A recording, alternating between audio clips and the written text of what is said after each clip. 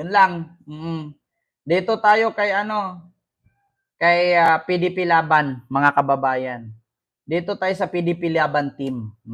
Alam nyo, mga kababayan, para sa akin, yung pagka-aresto ni Digong, malaking kabagsakan po talaga ng PDP Laban yan. Yung pagka-aresto ni Duterte, malaking kabagsakan ng kanyang mga senador. Aminin nyo man sa hindi kayang ipanalo ni Bato ang sarili niya kung wala si Digong.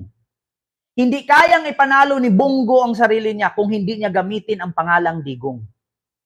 Totoo yan. Kaya Duterte arrest may apekto sa kampanya ng kanyang mga senador. Balita ko nga. Balita ko nga. Alam nyo, mga kababayan, yung PDP Laban, yung number 1 senador ninyo dyan, wag sanang magkatotoo itong nakita ko na vision. Mga kababayan, wag sanang magkatotoo itong narinig ko, nakita ko na sinuka ni Basti si Bongo at mas maganda pa daw at na mas napapabilib pa daw siya kay Risa Hontiveros. Ito So mga kababayan. Ikaw, Bongo. Kumpare ka. Pero kung alam ko lang pala na magkakaganito, yung mga tao, yung nagboto kami, mga tabawin nyo, nagboto kami sa imuha po. Kung alam ko lang na ganito lang pala yung gagawin mo, sana hindi na lang. Pero unfortunately for us, mas napabilib pa ako nito si Risa Hontiveros kaysa ni Pong. Kasi ever since talaga, nasa previous administration, kalaban yan hanggang ngayon consistent yan at di talaga natatakot yan. Pero, Nako. Ikaw, Bongo. Bongo. Alam niyo, sa totoo lang mga kababayan, ayaw kong salita Sa totoo lang, sa loob ng 5 taon, si Duterte na tatay at si anak na inday, hindi nag-usap yan. Alam niyo ba yung kwento ng pamilya nila? Alam niyo ba yung kwento ng pamilya nila? Hindi.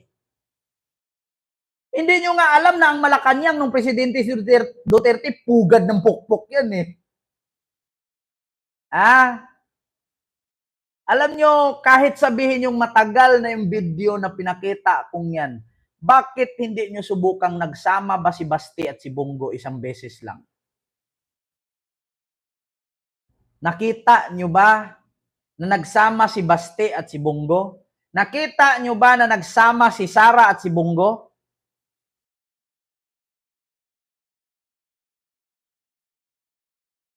Hindi. Hindi nyo alam ang nasa likod ng kamera. Yung sa kamera nakita ninyong masaya. Pero yung sa likod ng kamera, hindi nag-uusap-usap sila. Alam mo ba, yung Malacanang noon, merong kongresista na nagbibit-bit ng pukpok. Ma'am Arlene, maraming salamat po Ma'am Arlene sa inyong super chat. Thank you so much po. Huwag ka na maingay. Marinig nila. Alam nyo mga kababayan, hindi nyo alam, grabe ang kabulastugan ng administrasyon ni Dots. Administrasyon ni Dots.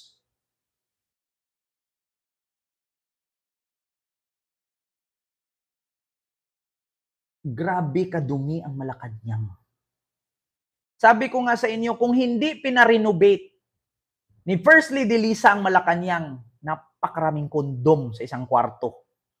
Kondom dito, kondom doon, may mga lubricant pa doon, may mga dildo pa, meron pang, alam mo yung ano, yung ginagamit pang jakol, yung flashlight, ay, sinabi ko sa inyo, pugad ng pukpuk ang Malacanang noon.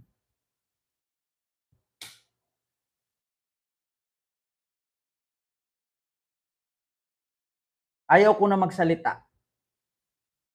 Pero merong isang vlogger na nagbibitbit ng napakaraming pukpuk. Binubugaw niya sa Malacanang.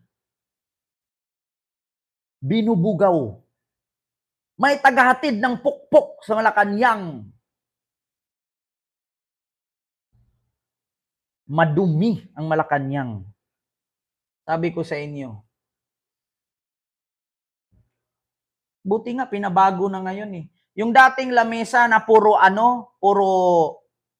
anay, yung mga kabinet na puro tinirhan ng ipis. Hay, ngayon parang Jollibee na.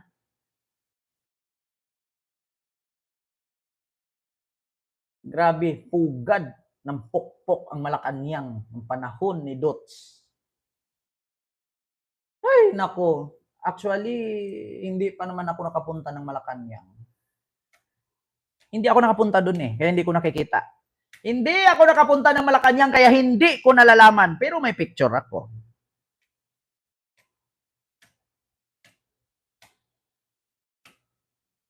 Grabe. Grabe. Yung, ay, nako. Alam nyo, kahit kataba-tabang lalaki, pinatulan kasi may pera eh. Pag may nagdala na ng pukpok doon, yung pukpok, kandong dito, kandong doon, masahe dito, masahe doon, lalabas yung politician, na paglabas, success. Ako naman. Una pasok si politician, iyot si pukpok, iniyot. After 5 minutes, labas si politician, iba naman, papasok.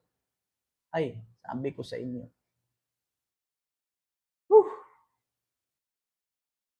Ayaw ko na magsalita. Kaya nga, ang sarap-sarap ng cookie ko. Cookie ko, ang sarap-sarap ng cookie ko. Ang sarap-sarap. Ay, nako. Shh, huwag maingay. So, ito na tayo mga kababayan. Dito tayo ulit. Kay Harry Roque. Nako, mga kababayan. Ikaw, Dito tayo kay Harry Roque, mga kababayan.